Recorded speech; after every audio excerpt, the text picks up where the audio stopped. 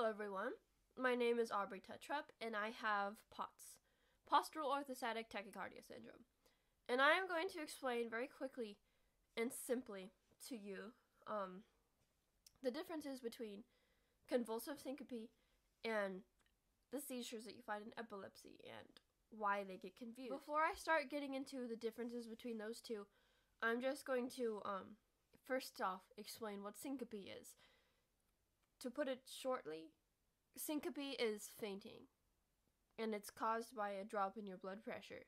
So your blood pressure goes down, you're out. And to add on to what I just said, if you have convulsive syncope, that means that you have convulsions once you start gaining consciousness after passing out.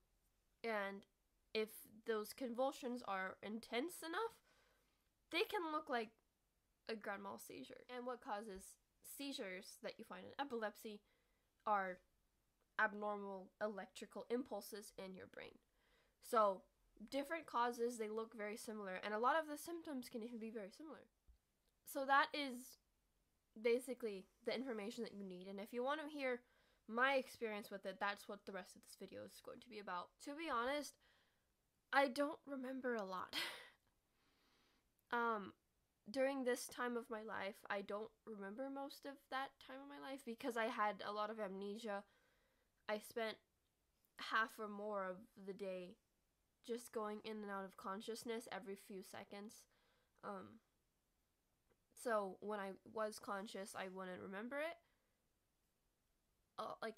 Later, because I was not, I was not completely there.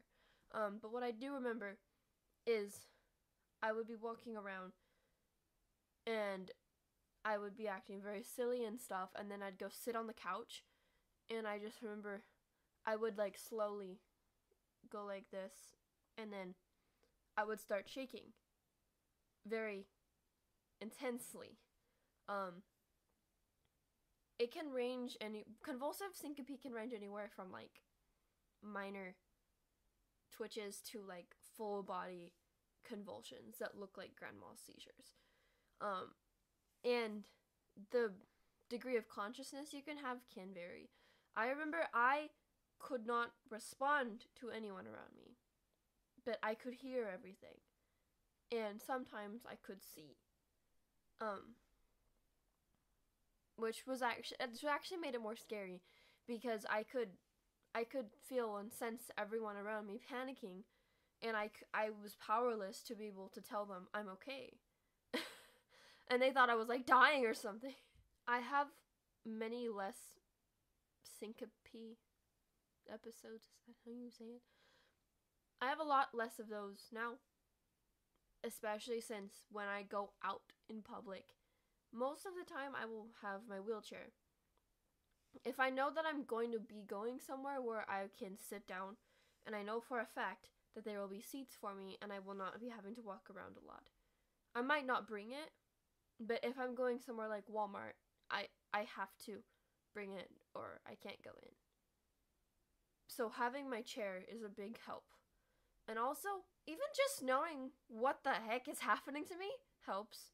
Because when you know what's happening to you, you're able to do something about it.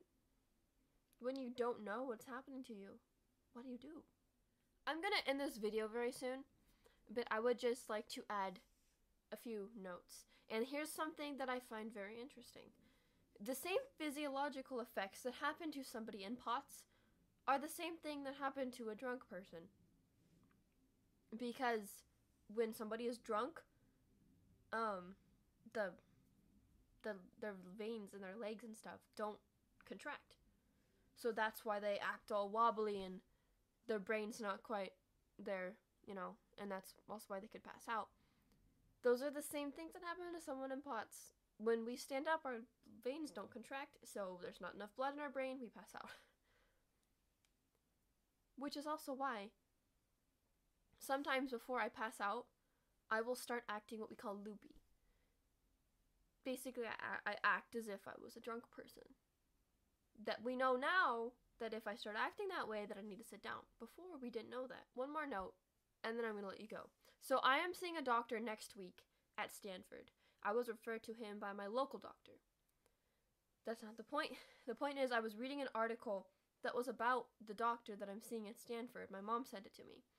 One of the things he said was that he estimates that there is only 160 doctors worldwide who have the education and understanding of the autonomic nervous system on the level that you need to know to be able to diagnose dysautonomia.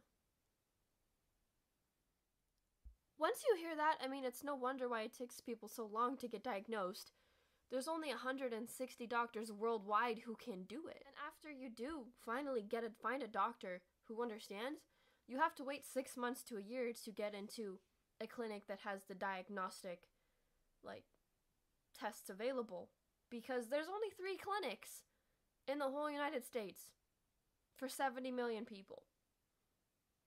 It's estimated that 70 million people have dysautonomia, some form of it. Keep in mind, there are 15 types.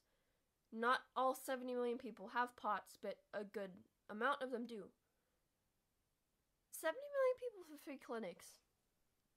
70 million people and 160 doctors. This needs to change.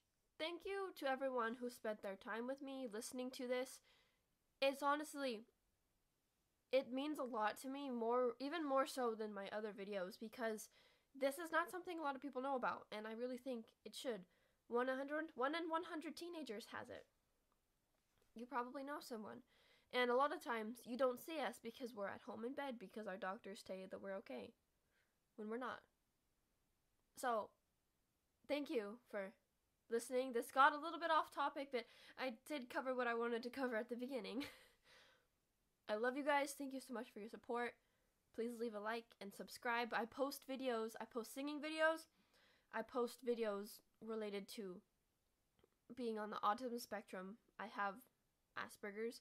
I only have 1 video of that so far, but I have 3 things that I posted about: singing, dysautonomia, and Asperger's. And then every now and then I will post a video just to encourage people. So, thank you. I love you guys. Bye.